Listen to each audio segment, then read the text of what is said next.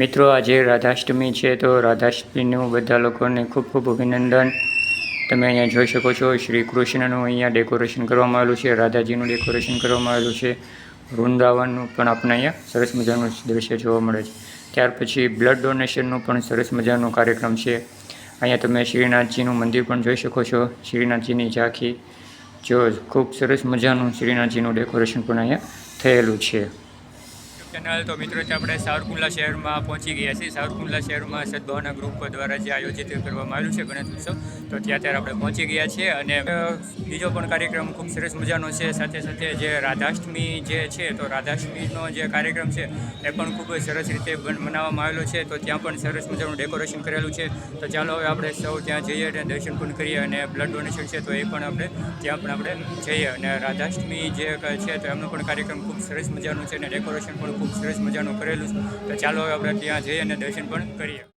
મિત્રો રાધાષ્ટમી શબ્દ સાંભળીને આપણે કંઈક નવીન લાગતું છે, પણ રાધાષ્ટમી એટલે બીજું કંઈ નહીં, રાધાજીનો જન્મ, રાધાજીના જન્મથી લઈને કંઈક કહાની પણ અલગ અહીં જોવા મળે છે। તો રાધાષ્ટમી એટલે ભાદરવા સુદ આઠમ, ભગવાન શ્રી કૃષ્ણની સૌથી પ્રિય સખી એટલે કે રાધાનો જન્મ એટલે કે રાધાજીનો જન્મદિવસ આ દિવસે થયો હોવાનું જણાય છે અને માટે આ દિવસ રાધાજીના જન્મ જયંતિ સ્વરૂપે પણ મનાવવામાં આવે છે। જે સંપ્રદાયોમાં રાધાનું વિશેષ સ્થાન આપવામાં આવેલા હોય છે, જેવા કે પુષ્ટિ માર્ગ અને બીજું આવે છે ગૌડી વૈષ્ણવ સંપ્રદાય, તેમાં રાધાજીનો ધામધૂમપૂર્વક ઉજવવામાં આવેલ છે, એટલે કે રાધાજીનો જન્મદિવસ છે તો એ ધામધૂમથી ઉજવવામાં આવતો હોય છે। ગૌડી વૈષ્ણવ સંપ્રદાયની શાખા ઇસ્કોનમાં આજના દિવસે બપોરે 12 વાગ્યા સુધી ઉપવાસ રાખવામાં આવે છે અને ત્યાર પછી ઇસ્કોનના મંદિરોમાં રાધા અને કૃષ્ણ ભગવાનની મૂર્તિઓ હોય છે, ત્યાં રાધાનો શણગાર એવી રીતે કરવામાં આવ્યો હોય છે કે તેના ચરણ દેખાતા નહીં, પરંતુ રાધાષ્ટમીના દિવસે આખો દિવસ ધામધૂમથી એને મનાવવામાં આવેલો હોય છે અને ત્યાર પછી જે રાધાજીના ચરણથી લઈને એમના દર્શન કરવામાં અનોખો જ એક લાવ રહેલો હોય છે। તો અહીંયા પણ ભગવાન શ્રીનાથજીનું અહીંયા ડેકોરેશન કરવામાં આવેલું છે, એક મંદિર બનાવવામાં આવેલું છે અને એક પર્વત છે તો પર્વત ઉપર ભગવાનનું છે। તમે અહીંયા જોઈ શકો છો રાધાષ્ટમી, તો અહીંયા રાધાષ્ટમીનું છે તો એક પણ ખૂબ સરસ મજાનું ડેકોરેશન અહીંયા આપણને જોવા મળે છે। અહીં મિત્રો રાધાજીના ઇતિહાસની વાત કરીએ તો સંસ્કૃત ગ્રંથ પદ્મપુરાણ ખંડ 5ના ભૂમિખંડના અધ્યાય 7માં રાધાષ્ટમીના તહેવારના સંબંધિત વિગતવાર માહિતી અને ધાર્મિક વિધિઓ આપવામાં આવેલી છે। સ્કંદ પુરાણ વિષ્ણુ ખંડમાં એવો ઉલ્લેખ છે કે ભગવાન કૃષ્ણ પાસે 16,000 ગોપીઓ હતી, જેમાંની દેવી રાધા સૌથી પ્રિય અને પહેલી હતી। રાજા વૃષભાનુ અને તેમની પત્ની કીર્તિદા દ્વારા દેવી રાધાને તળાવમાં સુવર્ણ કમળ પર મળી આવી હતી।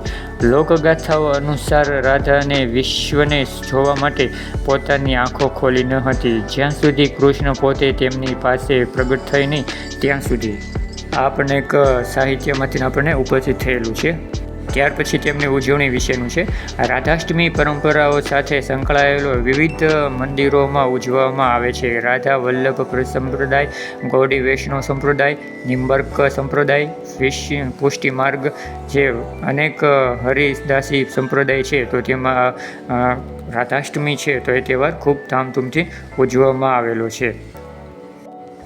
વ્રજ વિસ્તારમાં રાધાષ્ટમી વિવિધપૂર્વક ઉજવવામાં આવે છે। રાધાષ્ટમીના દિવસે રાધા કૃષ્ણની મૂર્તિઓ પરંપરાગત રીતે સંપૂર્ણપણે સજાવેલી અને સજ્જ રીતે એને ડેકોરેશન પણ કરેલું જોવા મળે છે। તો અત્યારે આપણને અહીંયા સદભાવના ગ્રુપ દ્વારા જે રાધાષ્ટમીનું કાર્યક્રમ છે તો એ પણ આપણને અહીંયા ખૂબ સરસ રીતે ડેકોરેશન કરેલી જોવા મળે છે।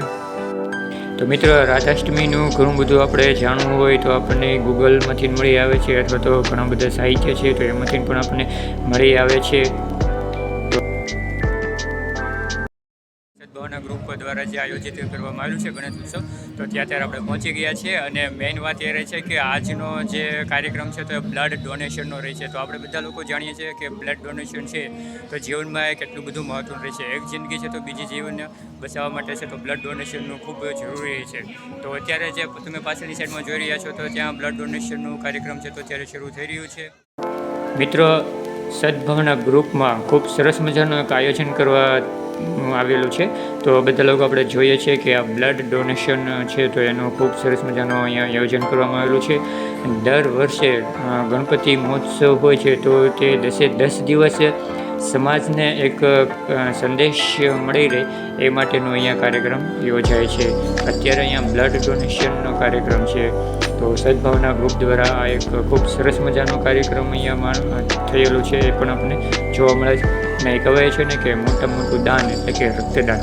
ઘણા બધા વ્યક્તિને લોહીની જરૂર પડતી હોય છે. જો સમયસર લોહી બીજાને ન મળી શકે તો એ મૃત્યુ પણ પામી શકે છે. તો એમને કોઈ જીવ બચાવવા માટે આપણે અહીંયા બ્લડ ડોનેશનનો ખૂબ સરસ મજાનો કાર્યક્રમ કરેલો છે. તમે અહીંયા જોઈ શકો છો ઘણા બધા ભાવિ ભક્તો છે તો એ બ્લડ ડોનેશન કરી રહ્યા છે. અહીંયા મેડિકલની ટીમ પણ આપણી સાથે છે.